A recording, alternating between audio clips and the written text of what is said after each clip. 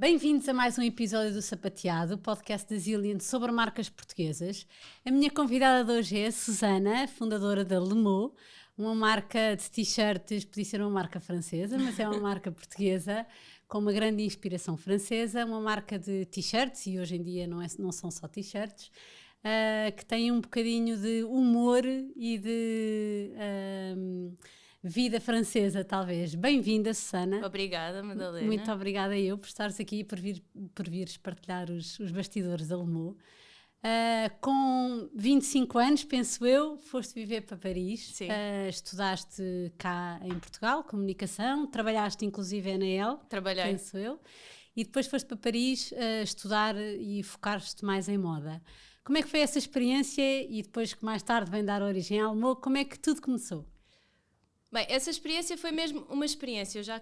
Eu estudei comunicação cá em Portugal, mas eu sempre quis trabalhar em moda, desde pequenina, desde que eu me lembro. Os meus desenhos de criança são famílias com roupas, coleções de roupa, sempre adorei. A minha família não é nada ligada à moda, mas eu tenho uma mãe e uma avó que adoram roupa, e sempre quis seguir esse caminho. Mas depois, quando chegou a altura da universidade, para já eu não tinha jeito para design, não era a minha praia, e depois tive uns pais que não quiseram nada que eu fosse por esse caminho. Eu era muito mais ligada às humanidades, às letras, eu adoro escrever, e então decidi ir para a comunicação social, porque era assim um curso mais abrangente, no fundo estar um bocadinho a decisão para a frente, depois logo vejo. E quando acabei o curso, pensei que o que eu gostava mesmo era trabalhar numa revista de moda, fiz um estágio na EL, adorei, depois fui contratada, fiquei lá a trabalhar uns tempos ainda, e trabalhava também para uma revista que fazia parte do grupo, que era a Ragazza.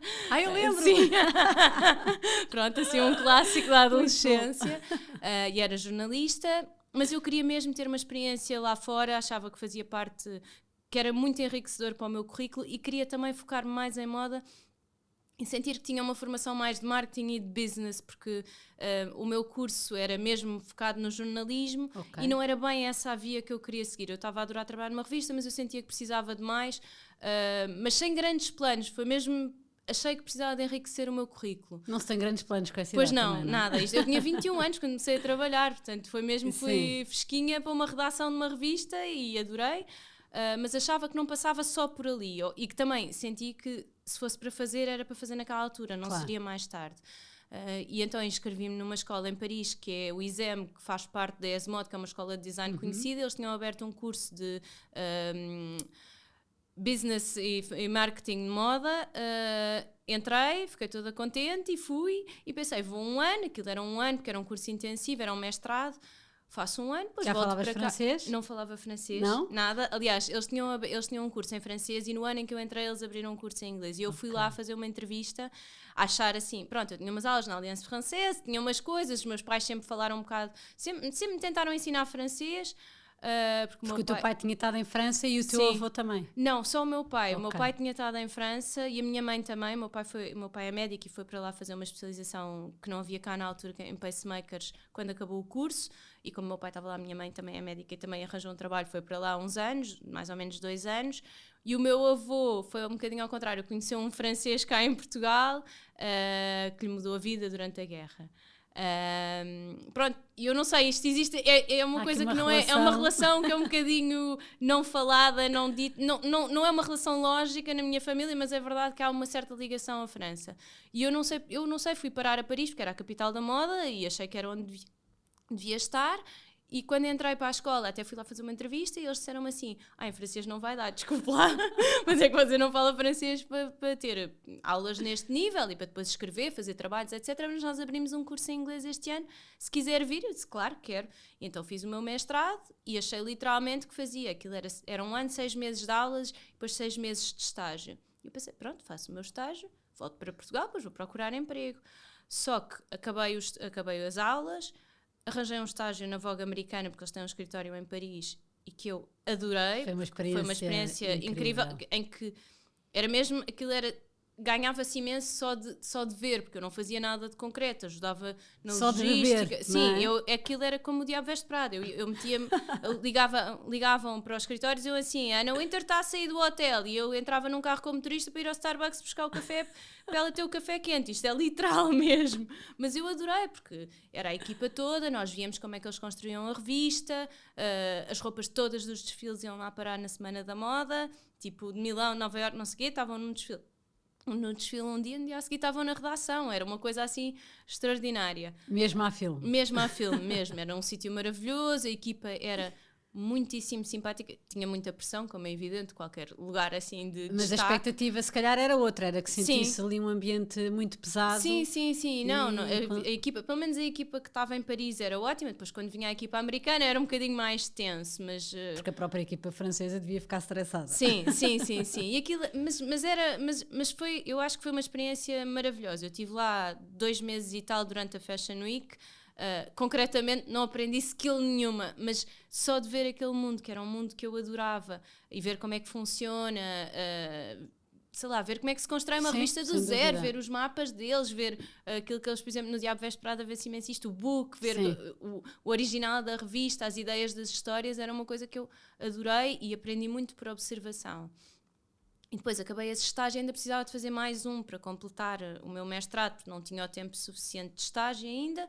E surgiu-me uma oportunidade de trabalhar para a Jean-Paul Gaultier no gabinete de imprensa, que não era exatamente o que eu queria fazer, mas eu pensei, bem, não tenho nada a perder, eu estou aqui. Que vão enriquecendo, claro, e eu tinha que acabar o curso, pronto, de qualquer maneira, e pensei, pronto, vou. Fui, adorei também, pronto, é uma coisa diferente de trabalhar numa revista, mas é trabalhar dentro de uma marca, trabalhar em assessoria de imprensa, assim, e perceber as coleções propriamente ditas, a gênese. Tudo, tocar, pronto, isto já fazia um bocadinho parte do que eu tinha aprendido, mas tocar nas roupas, ver como é que se faz, a relação com os jornalistas. Foi colocar em prática, no fundo, o que estavas a aprender no curso, não é? Sim, mas muito por observação, porque quando se faz um estágio nestes sítios, apesar de eu já ter trabalhado cá antes, eu era mais velha do que as estagiárias todas que entraram, porque eu tinha 25 anos, os estagiários lá tinham 19, 20, 21... mas eu adorava aquilo, eu estava na cave, num sítio pequenino, fazia caixotes, enviava para as revistas, recebia, mas ao mesmo tempo os jornalistas iam lá, eu via como é que a equipa toda tratava os desfiles, como é que faziam a organização toda do gabinete de imprensa. Portanto, é muito uma aprendizagem por baixo, mas que a mim não... Sei lá, eu aprendi imenso, eu bebi tudo. Sim, eu bebi tudo, não tem nada, não é preconceito nenhum dizer que é por baixo, é mesmo porque... Mas tens que aprender as fases todas. Claro, não é para dizer, eu entrei, fui fazer um estágio em assessoria de imprensa e falava com os jornalistas. Não, eu fazia caixotes o dia todo e adorava aquilo. E depois este estágio acabou e eu já estava a adorar viver em Paris e não queria muito voltar logo, porque senti que, sei lá, aquilo era o meio onde eu podia aprender e eu estava mesmo a adorar. E depois, por acaso, surgiu uma oportunidade para voltar para a Jean-Paul Gaultier, mas numa área diferente, que era em alta costura. Mas tinhas saído a Jean-Paul Gaultier? Eu acabei o estágio. Ok. Pronto, aquilo era um estágio, acabava o estágio. Sim. E eles não tinham possibilidade de contratação naquele serviço. Portanto, eu fui para casa, foi mais ou menos no final do ano, em dezembro, e depois em janeiro ligaram-me a dizer, olha, temos aqui uma vaga, acho que tu podes corresponder, se quiseres vir, não tem nada a ver com o que tu fizeste, e era mesmo para um trabalho. E eu disse, está bem. E fui trabalhar eu era o braço direito da diretora comercial da alta costura. Portanto, o que nós fazíamos era... ela era uma senhora de 60 e tal anos, super elegante, que tinha trabalhado a vida toda na Saint Laurent, na alta costura. Portanto, tinha a carteira de clientes toda da alta costura e depois passou para a Jean-Paul Gaultier quando acabou a alta costura na Saint Laurent. E ela, basicamente, havia um desfile, e depois as clientes privadas iam lá, marcavam uma reunião, iam por marcação e encomendavam aquilo que queriam, e era tudo feito à medida para elas, tinham 3 provas e vinha de tudo, as princesas árabes, as milionárias russas, era assim um mundo que não tem nada a ver com o meu, mas aprendi muito da parte comercial, aprendi, sei lá, fazer quadros de Excel, como é que se faz as contas desde uma peça do zero, calcular a matéria-prima, o trabalho, as horas de trabalho, pôr botões, etc. Pronto, calcular isso tudo, como também aprendi um bocadinho o cuidado a ter no tratamento ao cliente, num serviço que é do luxo do luxo. Pronto, e também foi uma experiência ótima. Nós fazíamos vestidos de noiva, sei lá, eu fui ao Qatar, fui ao Kuwait entregar um vestido de noiva e fui ao casamento. Eram assim coisas fantásticas. São experiências únicas. São experiências únicas mesmo. E eu sentia que, pronto, queria ficar mais uns tempos em Paris. E quando eu fiz esse trabalho, aquilo durou mais ou menos 2 anos, e eu estava a substituir uma pessoa que estava em licença de maternidade. Depois ela regressou, e eu ainda fiquei mais uns tempos na empresa a tratar passei para o departamento de arquivos, na Jean Paul Gaultier, mas depois senti que aquilo não era bem o que eu queria fazer, porque no fundo era um trabalho solitário. Ele tem um arquivo enorme desde o início e guardou tudo, portanto era preciso organizar, mas era um trabalho de bibliotecária quase, mas com roupas, e era muito solitário, não era bem aquilo que eu queria fazer. E depois, assim, um bocadinho por alinhamento dos astros, também me surgiu uma oportunidade para ir trabalhar para outra marca, que era a Nina Ricci, mas na parte de roupa, de moda, porque eles têm os perfumes e a moda é separado. E eu disse que sim, e aí fui para o departamento de comunicação e estive lá 3 anos, e foi assim, a experiência eu acho que mudou a minha vida, porque aí trabalhei, pronto, embora eu, na parte de alta costura na Jean Paul Gaultier tenha trabalhado também, aí eu tinha, não era só assistente, eu tinha mesmo já um papel de gestão de projeto, etc, e trabalhava muito era o braço direito do diretor de comunicação, e então aprendi tipo tudo. Foi assim uma experiência super enriquecedora. Depois desses anos todos, conheceste o teu marido conheci também? O meu marido lá, que é português, mas conheci-o lá. Ele, entretanto, foi para a Suíça para um projeto. Eu fiquei em Paris e não era uma coisa que me agradasse muito esta relação à distância, apesar de não ser muito longe. E, entretanto, o projeto onde ele estava na Suíça, ele, no fundo, tinha ido para um restaurante que queria ganhar a estrela Michelin, mas aquilo foi comprado. E depois foi comprado por uns americanos que disseram, não, afinal não é nada disto que queremos. E ele disse, bem, então se é assim, eu estou aqui sozinho na Suíça, num sítio minúsculo, numa terra pequenina, não tenho ninguém, vou pensar outra vez. Eu também já estava numa fase em que estava um bocadinho saturada do meu trabalho, porque entretanto as equipas com quem eu trabalhava mudaram muito, e sentia que já estava a sentir um bocadinho que ou faço agora uma mudança grande na minha vida ou não faço, porque estava quase com 30 anos. Não é tanto pela idade, mas é um bocadinho pela fase da vida. Sim, eu senti que eu senti, ou eu aposto muito nisto e vou trabalhar em moda para sempre e não consigo, ou tenho dificuldade em construir uma família, estar perto da minha família também, porque vou ter que ficar em Paris, etc. Ou volto para Portugal. Meu marido ainda estava um bocadinho, se cá queria ir para Londres, etc. E eu disse, olha, eu acho que quero voltar para Portugal. E ele, entretanto, arranjou um trabalho cá, voltou, e eu vim logo a seguir. E depois... Chegaram em 16? Chegámos em final de 2015. Ok. Eu ainda fui trabalhar, quando voltei para cá, também não sabia o que é que havia de fazer. Não há, a área onde eu trabalhava em Paris não existe cá, apesar de eu ter feito um bocadinho de várias coisas. Sim. Sei lá, eu ia a entrevistas e diziam, pronto, não tens experiência em marketing puro e duro, e eu dizia, não, pois de facto não tenho. E também não era bem o que eu queria fazer, e não havia bem este meio da moda como existe, e do luxo cá, agora até já há mais, mas quando eu voltei não havia tanto, estava um bocadinho perdida. Tive imensa sorte que arranjei um trabalho numa agência de comunicação que lidava com marcas de luxo. Estive lá 6 meses e depois... Começou o bichinho da Lemoa a nascer. Sim, eu já tinha isto... Já antes de voltar para Portugal, eu já tinha um bocadinho isto... Mas era uma ideia assim longínqua. Eu nunca pensei que pudesse ter um negócio próprio, achava que não era capaz. Porquê? Porque não tinha confiança em mim e achava que não era capaz de gerir um negócio. A parte de gestão, para quem não é nada disto e quem gosta é de imagem e comunicação, etc., e de produto... É uma coisa assim um bocado assustadora. Um bicho-papão. Sim, quando não se percebe nada, pronto, e fui aprendendo. E então achava que aquilo não ia dar, e que eu não sabia de fazer nada de concreto em produto, ou seja, eu nunca tinha trabalhado a fazer produtos. Eu dava-me os produtos, eu comunicava-os ou vendia-os, etc. Pronto, eu sabia como é que se faz uma camisa, uma t-shirt, eu tinha esse conhecimento de ver, mas eu nunca tinha ido a uma fábrica, nunca tinha feito uma ficha técnica, não sabia mesmo. E tinha bastante medo disso. E também achava, não sei, era assim uma ideia que eu achava divertida, mas que não era para mim. Ou se calhar alguém um dia podia fazer aquilo. E depois comecei a perceber que também acabei por mudar para a empresa da minha família, trabalhar, mas tinha imenso tempo livre. Mas que não tem nada a ver com esta área. Não tem nada a ver com esta área. Portanto, saí da agência de comunicação, fui trabalhar para a empresa da minha família e tinha muito tempo livre, porque é uma empresa pequenina, que não tem nada a ver com isto, e eu sentia imensa falta de trabalhar com roupa, porque é mesmo o que eu gosto. E pensei, olha, tenho tempo, se calhar posso fazer aqui uma experiência. Fiz 100 t-shirts. Nem sequer foi numa fábrica assim incrível, foi numa coisa. Mas como é que pequenina. nasce a ideia de serem t-shirts com frases em francês? No fundo era trazer essa ligação. Sim. E essa experiência. Sim, eu sabia que, pronto, aquilo, na altura também havia uma certa tendência para este género de t-shirts.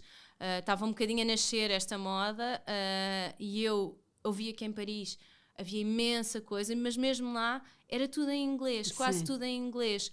E eu pensei, isto não faz sentido nenhum, porque há imensa concorrência e, além disso, eu gosto imenso do francês, e mesmo cá em Portugal. E gostas de escrever? Gosto de escrever, eu sou mesmo. As palavras têm mesmo um papel na minha vida e um significado. E eu também comecei-me a perceber que as pessoas cá sabiam o que é que as coisas queriam dizer. Nós, apesar de tudo, temos um certo contacto com a cultura francesa. Com línguas. Sim, pronto, e também não são, quer dizer, eu não tenho um romance estampado nas t-shirts, claro. são expressões pequeninas ou coisas divertidas. E muitas que usamos no nosso dia-a-dia. Exatamente, e nem nos apercebemos. Então pensei, olha, vou experimentar, não faço ideia, mas vou experimentar. Fiz 100 t-shirts. Mas como é que chegaste às fábricas? Toda uma pesquisa de... Sim, eu inicialmente fiz com uma coisa muito pequenina que não tinha a qualidade que tem hoje. Foi mesmo um teste. Vou ver se isto, como ideia, funciona. É que é importante desmistificar isto, que às vezes as coisas não têm que começar logo todas perfeitas. Sim, não, eu fiz e há um exercício de aprendizagem e de evolução, não é? Sim, eu fiz, aliás, as primeiras t-shirts que eu fiz, como foi um teste e eu também não percebia nada disto, e eu tinha falado com algumas fábricas e que me tinham dado uns mínimos que eu pensei, que impossível. É sempre um tema, claro, para começar a quantidades mínimas. Sem saber, eu não tinha são... empresa aberta, não tinha nada, foi mesmo, pensei, olha, vou testar. E então arranjei uma fábrica que fazia também produtos de merchandising, etc. E disse-lhes, olha, vamos estampar estas t-shirts. Eles fizeram-me um preço que eu concordei, pronto, e fiz.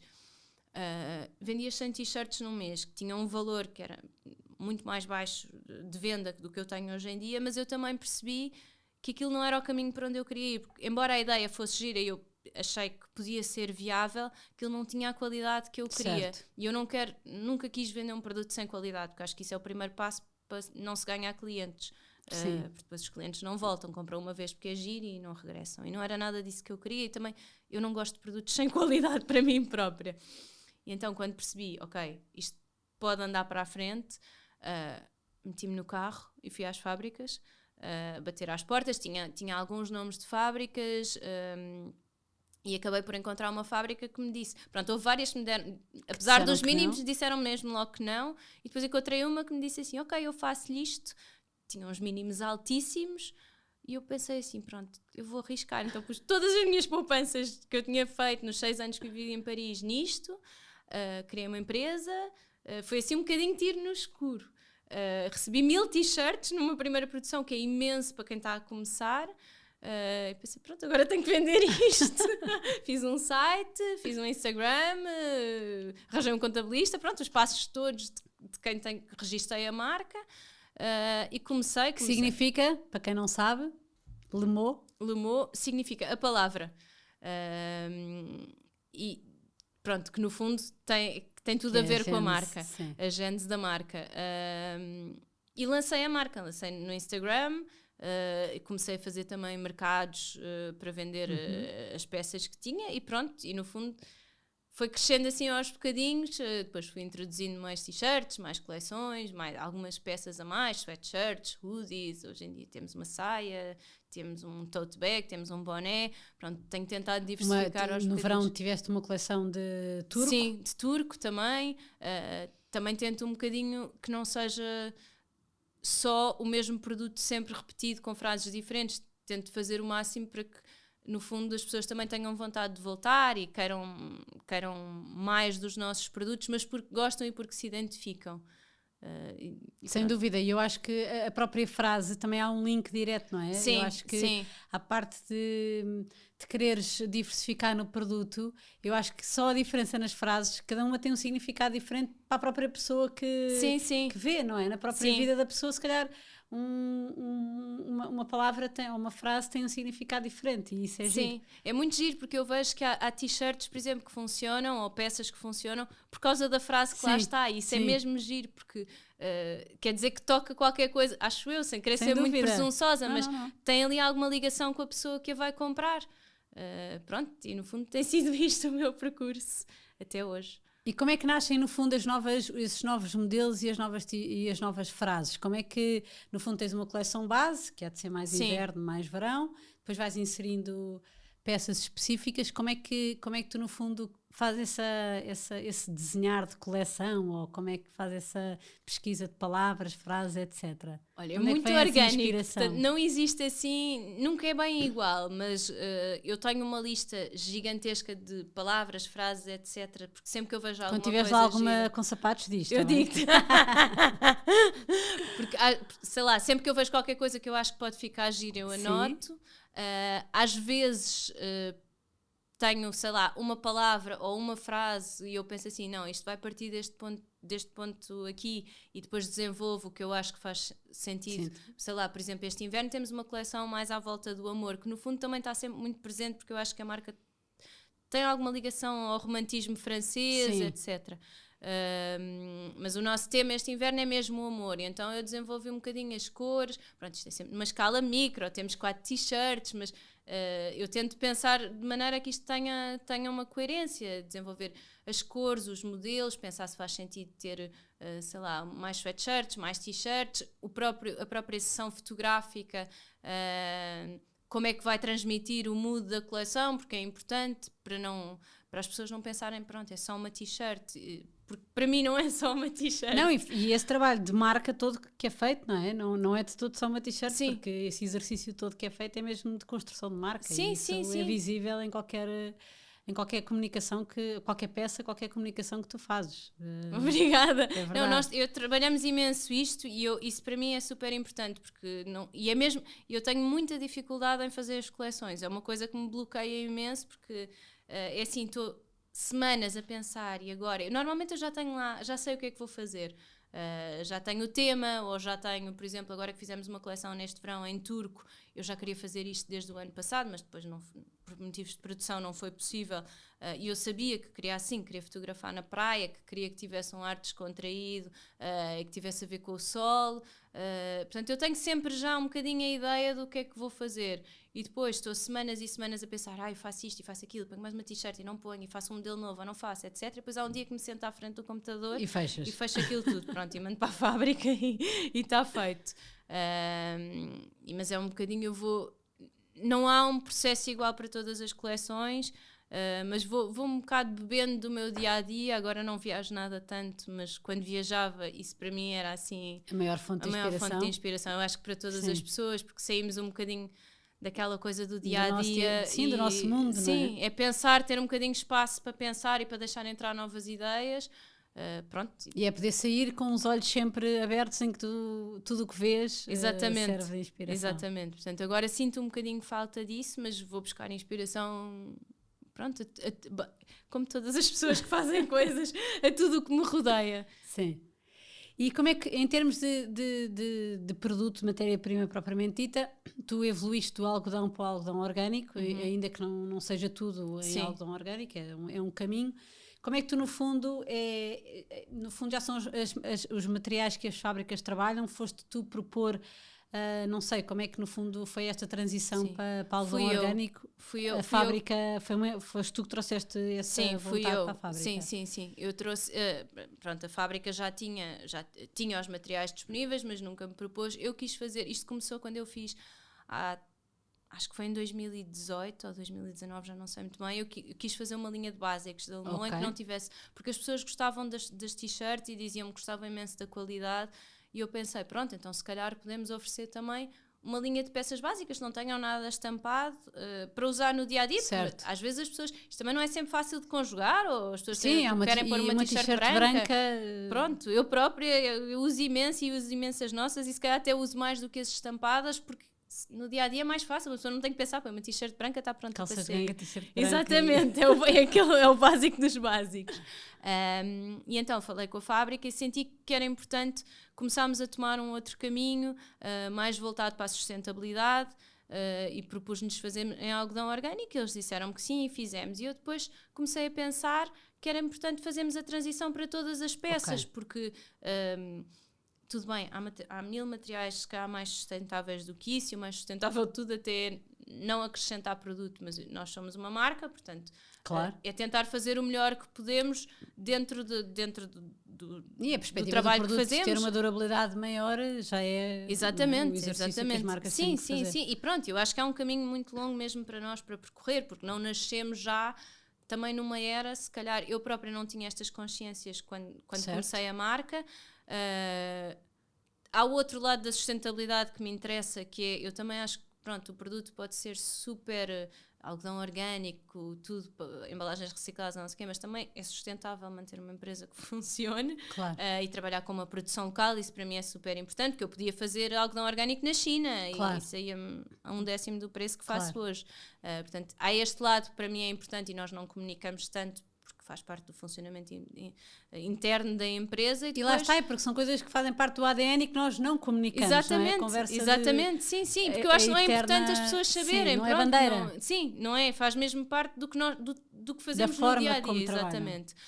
E depois comecei a pensar que sim, isto era importante e que é importante que as pessoas saibam também, porque eu acho que isso é valorizado hoje em dia, e no fundo é para mostrar o nosso esforço, porque embora eu acho que não seja um bocadinho difícil de ver do lado de fora, mas por exemplo, para nós que somos uma empresa pequena, é muito mais caro para mim produzir uma t-shirt em algodão orgânico do que produzir uma t-shirt em algodão normal, sim. Que não seja orgânico. E se for certificado com tudo e mais alguma coisa, então ainda mais. Portanto, só que eu não posso vender as minhas t-shirts ao dobro do preço do que as vendo, porque claro. O cliente não vai perceber. Claro. Portanto, existe aqui uma balança, foi por isso que também não transformámos logo a produção toda de uma vez, vamos aos bocadinhos, e agora à partida o que fizermos para o futuro será tudo em algodão orgânico, e havemos de fazer outras coisas que tornem a empresa mais sustentável e que pelo menos, já que estamos a produzir mais produto, que possamos contribuir para não danificar tanto o ambiente, se possível. Claro, mas é tudo um equilíbrio e uma balança, porque não dá para fazer tudo não dá para só fazer de uma tudo. forma. Não, e não isso é uma coisa que também tem de ser transmitida, porque se fosse tudo dessa forma, claramente que os preços tinham que ser outros e depois o consumidor não está disponível ou não tem essa capacidade. Nem muitas vezes nem percebe, porque não é uma coisa fácil de explicar. Como é que uma coisa que ontem custava um preço hoje custa o dobro do preço, só porque passou, para eles para o consumidor é só porque passou para algodão orgânico. É a mesma coisa, mas não é. Claro. Tem os custos maiores de produção, etc, etc. E também, pronto, e porque também, por exemplo, aqui em Portugal o poder de compra também não é infinito, não é? Portanto, também é preciso jogar um bocadinho com Tem que haver ajuste e enquadramento à nossa realidade. Exatamente. Não é? Mas dentro desse processo de produção, não é um processo de produção de uma t-shirt normal, no fundo vocês fazem tudo do zero. Queres-nos falar um bocadinho sobre isso? Que eu acho que isso também vai contribuir para justificar que não é uma t-shirt qualquer. Sim, nós fazemos mesmo tudo do zero, ou seja, nós não compramos uma t-shirt que existe feita em algodão que já existe. Eu não vou às fábricas e escolho de um catálogo. Não. Certo. O que eu faço é... eu digo, eu quero fazer uma t-shirt, portanto eu desenho um modelo com a fábrica em conjunto, porque eu não tenho essas capacidades técnicas, mas pronto, eu dou-lhes um modelo, exatamente, pronto, eu dou-lhes um modelo que quero, digo que quer assim, quer assado, a manga com este comprimento, a gola com este comprimento, o ribo que é esta parte com esta largura, etc.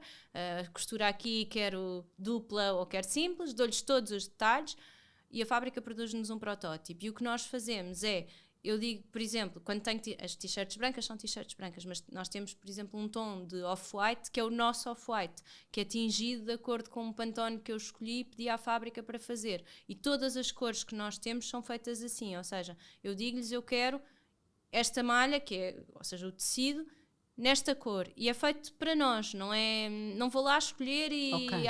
quer dizer...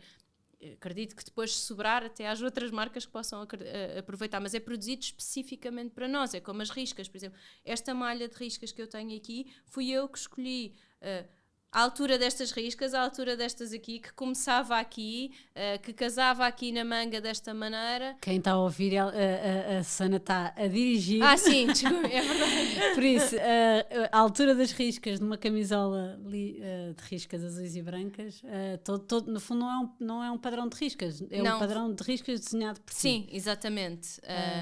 Portanto, que é muito gira. Obrigada.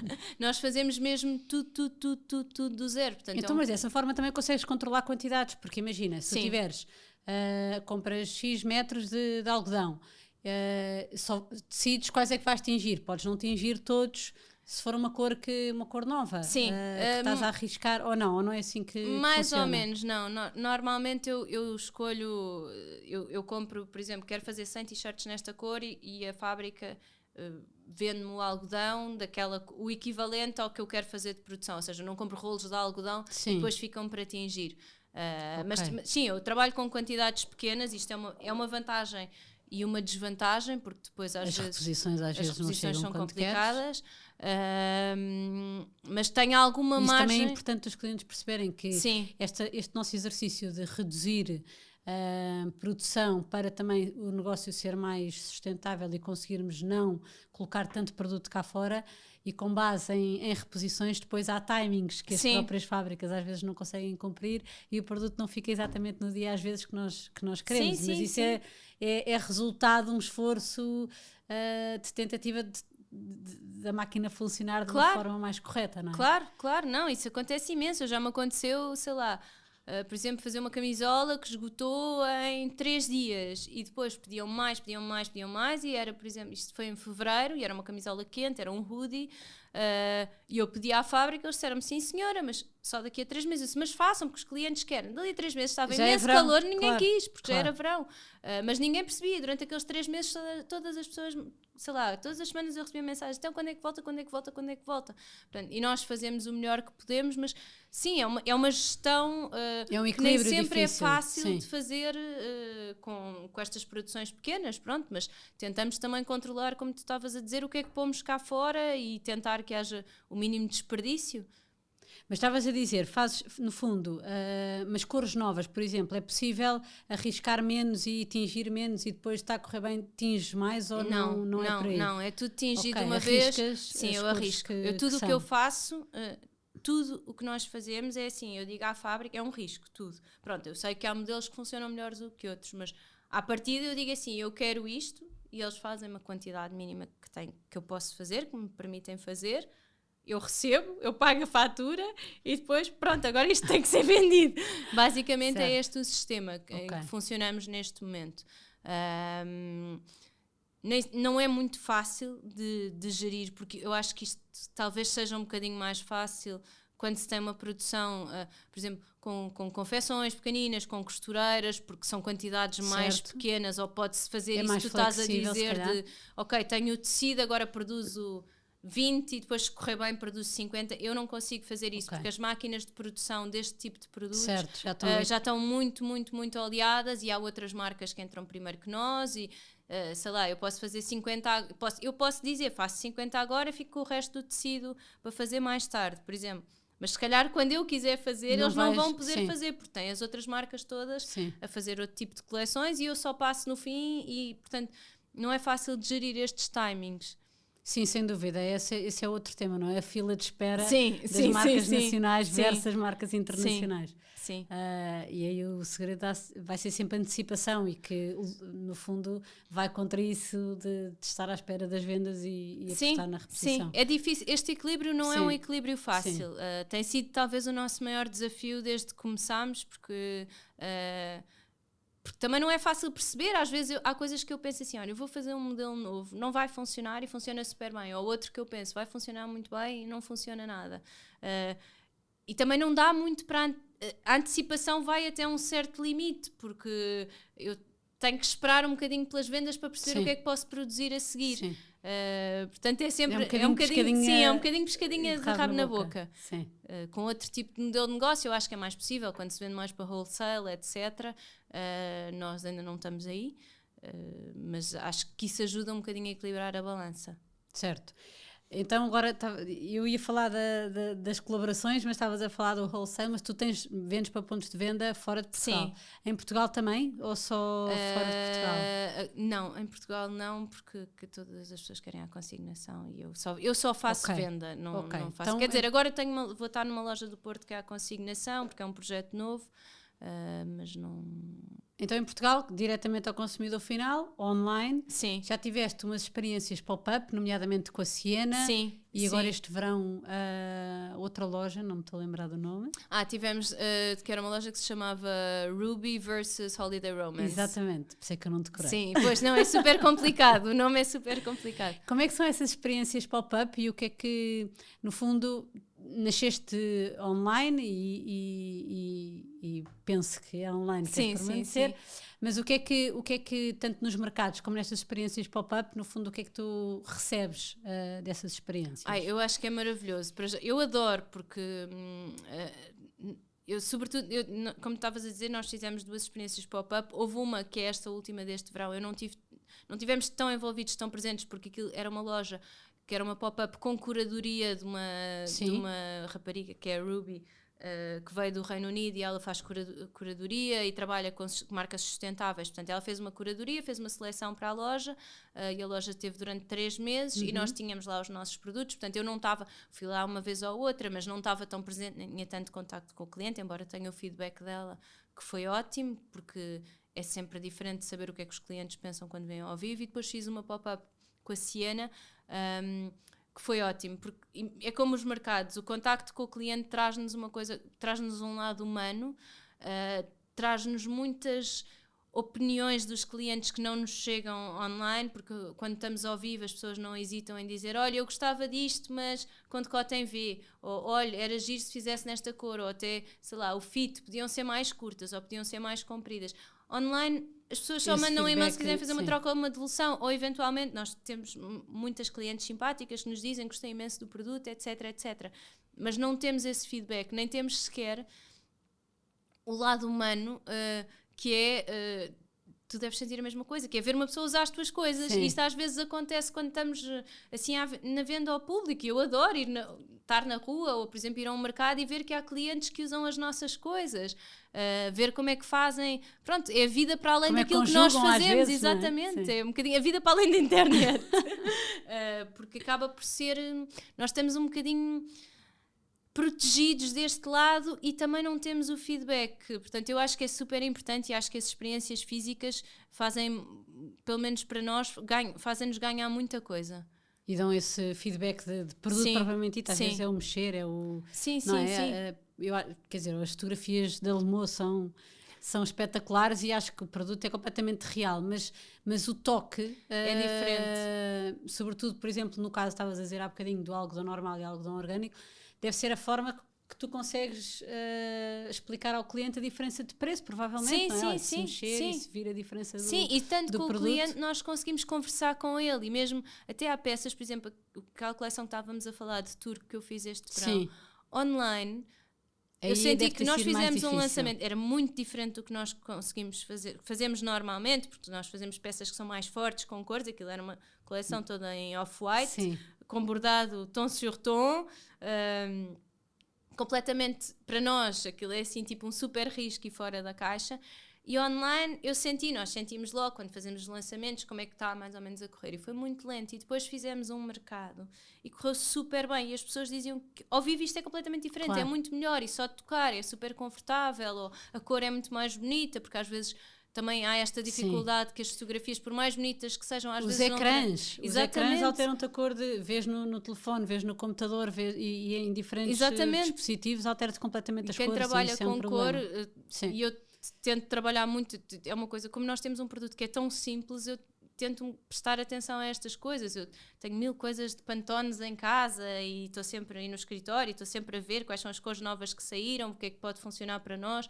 Sou muito picuinhas com as coisas da cor. Mas é no detalhe que fazemos a diferença, eu acho que isso faz todo sentido. Pronto, e acho que isto é muito diferente ao vivo, as pessoas verem e, como estás a dizer, tocarem, experimentarem e perceberem como é que as coisas ficam, e também dizerem-nos se gostam, se não gostam, etc. Boa. Acho que sim, acho que por mais digitais e mais online que os negócios, que seja este o caminho, acho que o contacto e ter sempre uma experiência física complementa, não é? E acho que de facto temos esse feedback dos clientes e nós próprios conseguimos perceber até como é que veste, como é que não veste, como é que cai, que faz diferença, não é? Todos os corpos são diferentes e portanto a mesma t-shirt e o mesmo modelo vai ficar diferente em diferentes pessoas.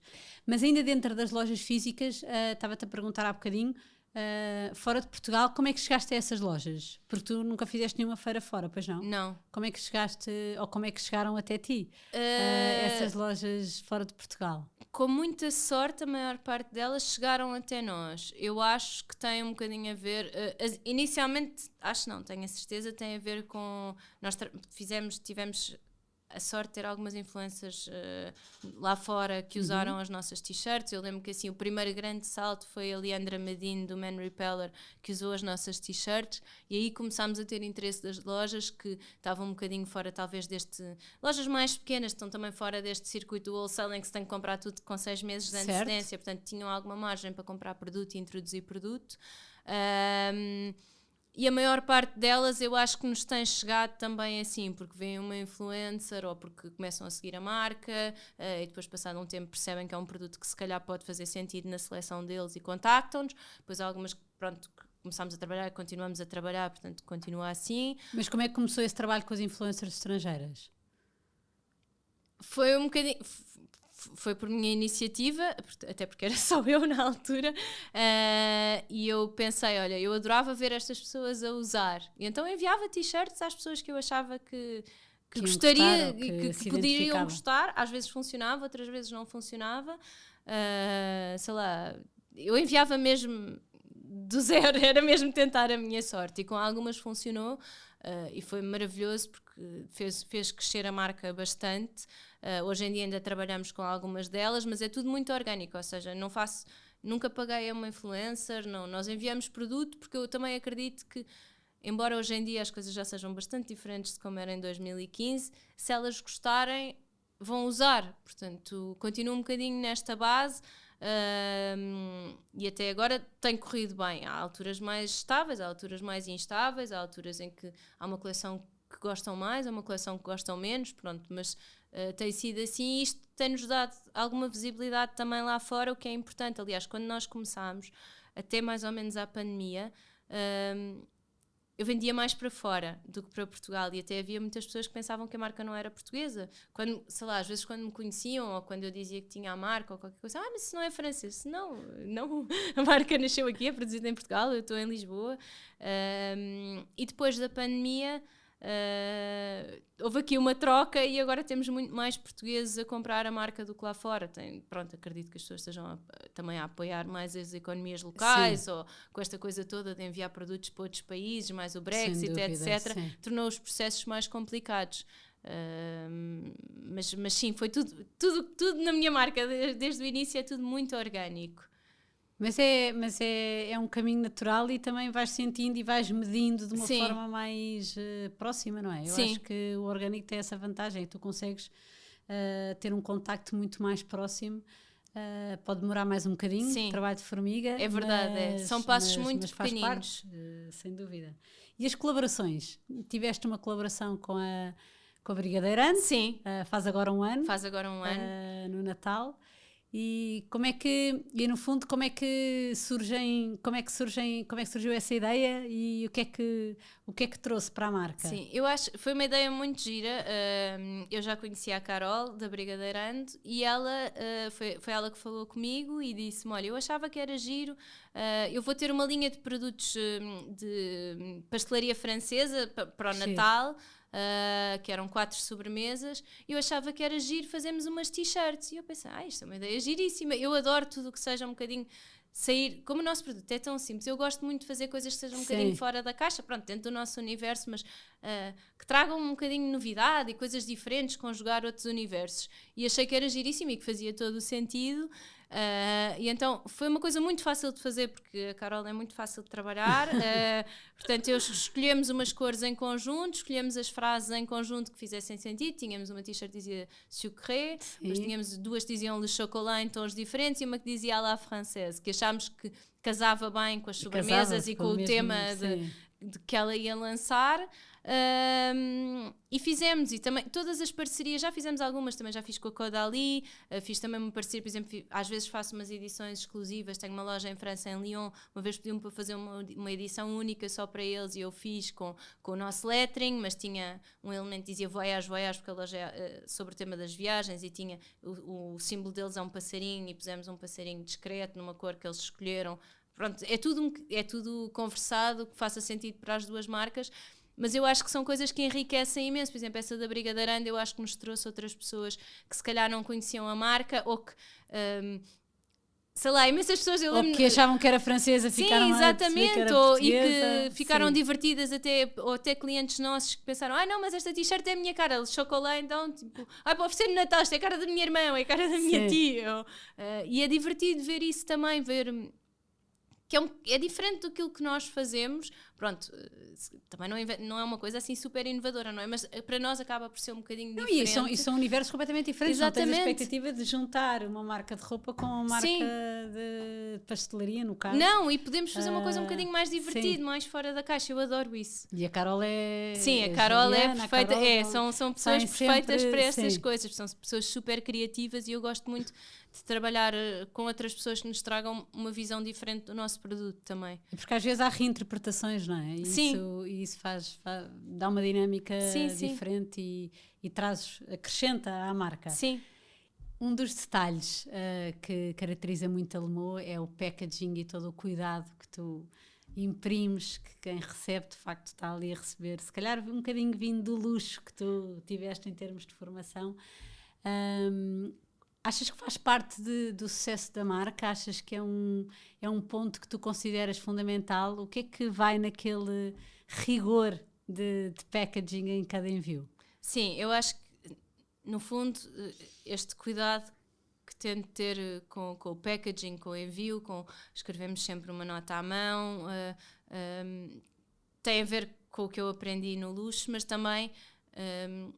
nós temos mesmo cuidado com aquilo que fazemos e literalmente ficamos super felizes sempre que alguém compra uma peça nossa. Um bocadinho aquela história que por trás de uma marca há sempre alguém quando há uma compra há sempre alguém a fazer uma dança, mesmo hoje em dia continua a ser assim. E também é uma maneira de retribuir, porque eu acho que é muito mais bonito quando uma pessoa está... No fundo eu sinto que estas t-shirts são um bocadinho um investimento que a pessoa faz por não ser uma peça... Não é uma t-shirt a um preço de 10 euros, ou etc. Portanto, é uma peça para durar e eu acho que faz todo o sentido sentirem o cuidado que nós pomos a fazer as nossas t-shirts, as nossas coleções e também... Eu adoro receber coisas bonitas. Portanto, acho que traz toda uma experiência que, no fundo... faz com que se perceba que aquilo não é só uma t-shirt, que há mais por trás, e há o carinho que temos, há o amor que temos por esta marca, e as pessoas gostam muito de receber coisas personalizadas. Portanto, o packaging ainda não está de todo como eu gostaria que estivesse, mas aos bocadinhos lá chegaremos. Mas no fundo é também conseguires imprimir esse lado humano que há bocadinho falavas. Sim. Numa compra online, num envio online. Será esse sorriso, não é? Quando é ou no físico, a pessoa atende o cliente com a melhor simpatia e com o maior cuidado, e online poderás em troca de mensagens ou noutro canal de serviço a cliente, mas no fundo é essa a forma de imprimir esse lado humano e esse tratamento ao cliente. Porque não é... Eu acho que quando se recebe uma t-shirt nossa, pelo menos eu gostava de acreditar que sim, as pessoas percebem que houve alguém que perdeu o tempo a dobrar perfeitamente, a pôr o papel de seda, o autocolante, a escrever uma nota, a pôr tudo muito direitinho dentro do envelope. Pronto, não é nada de extraordinário, mas é um cuidado que não é só, ok, trouxe da fábrica, pus num envelope da FedEx e seguiu. Não é isso, nós perdemos tempo com aquilo porque é importante e eu acho que isso traz algum prazer também quando se recebe uma peça nossa. Sem dúvida. No meio disto tudo, tens duas filhas pequeninas, uma nem um ano tem, não, e a outra tem dois acabados de fazer. Sim. E o teu marido trabalha por conta própria também, na área da restauração, que tem assim uns horários muito exigentes. Sim. Como é que se gere esta vida de malabarista entre família e Lemou, que também é mais um filho? Sim, é mais um filho, é um bocadinho 3 filhos e um pai que trabalha muito.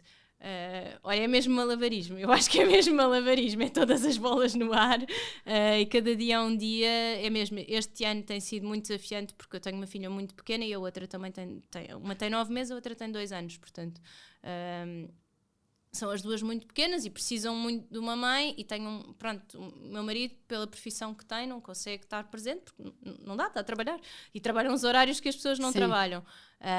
Portanto, tem sido muito... Nos horários de família mais, exatamente, quase, não é? Sim. Tem sido muito desafiante. Este ano foi particularmente difícil porque a minha filha mais nova nasceu este ano e também entre pandemias, etc, etc. Mas tenho a sorte de ter uma família que me ajuda imenso. Tenho uma equipa também que está sempre lá quando é preciso. E eu vou fazendo, sempre tenho um bocadinho de trabalho, basicamente. É mais ou menos isto. Portanto, eu não tenho sequer uma rotina. Cada dia é um dia. Não... Acontece tudo ao mesmo tempo. Sim, tudo, sempre. Mas é possível. É possível, mas é um grande desafio. Sim, é possível. Extra? Sim. Não é só o cansaço. Eu acho que, claro que é possível, mas era isso que estávamos a dizer. Uma marca é mais um filho, portanto, existe tanto nós como os nossos filhos. E eu só tenho 2, não sei, mas dividir a atenção igualmente pelos 3 filhos em fases diferentes da vida nem sempre é fácil, mas é possível. Exige bastante trabalho, mas pronto. É assim. Já sabe. Exatamente, faz parte. Muito trabalho já está implícito, já é um cunho. Sim. E que conselho deixarias a alguém que se quer aventurar num projeto próprio ou num projeto novo, mesmo que seja numa empresa, mas que vai exigir dedicação total?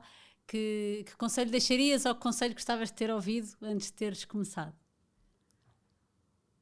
Olha, eu acho que, não sei se isto é bem um conselho, mas a coisa mais difícil de todas é começar. E eu sinto, mesmo hoje em dia eu também sinto isso, às vezes dou este passo, não dou este passo, e estou ali meses, e com a marca foi igual, eu tive muito tempo a pensar antes de começar. E isso Quanto tempo é que demorou do desenho na cabeça a sair cá para fora? Demorou pelo menos 1 ano, assim já com uma ideia concreta, e às vezes temos muito medo de arriscar, e eu acho que é não ter esse medo, porque claro que depois isto tem condicionantes, até económicas, etc, mas quem quer começar uma coisa tem que dar o primeiro passo, porque às vezes estamos ali e pensamos em tudo, e no papel é de uma maneira e quando começamos é de outra completamente diferente, e sobretudo em coisas, em equipas pequenas ou em marcas pequenas ou em empresas pequenas, é preciso ajustar tudo ao longo do caminho, e se não começamos a fazer o caminho, nunca vamos a lado nenhum, e o caminho faz-se caminhando. Não há outra maneira, isto no papel não é a mesma coisa que na vida. Sem dúvida. Portanto, acho que o conselho é esse, é dar o primeiro passo. O Excel aceita tudo. Sim, exatamente. Então é arrisca. Arrisca, sim. Vai de cabeça. Sim. E quais é que são os próximos passos? Ou para onde é que nos levam os sapatos da Lemou? Eu gostava muito que nos levassem para uma internacionalização, e gostava muito, embora não está todo nos planos a curto prazo, mas eu gostava muito de ter uma loja em Lisboa, por causa dessa experiência com o público e também para dar um bocadinho a conhecer mais o universo da Lemou, porque acho que é importante. Uma loja também transmite os valores da marca, e acho que podia ser bom para as pessoas também absorverem mais esses valores, e gostava muito de vender mais lá para fora, porque acho que é um produto relativamente fácil. E gostava de tentar, está mais ou menos nos planos, mas gostava de fazer essa tentativa de vender mais para fora. Espetacular. Susana, adorei mesmo. Também gostei muito de obrigada. conhecer os bastidores da Lemou. Acho que tens feito um trabalho muito bom, muito consistente, marca muito de A a Z, sente-se mesmo esta consistência da marca, e eu acho que às vezes é difícil conseguir essa qualidade, não só no produto como na imagem e na comunicação. Por isso, muitos parabéns e muito obrigada por teres vindo e teres partilhado a história e os bastidores. Eu é que agradeço. Obrigada. Obrigada.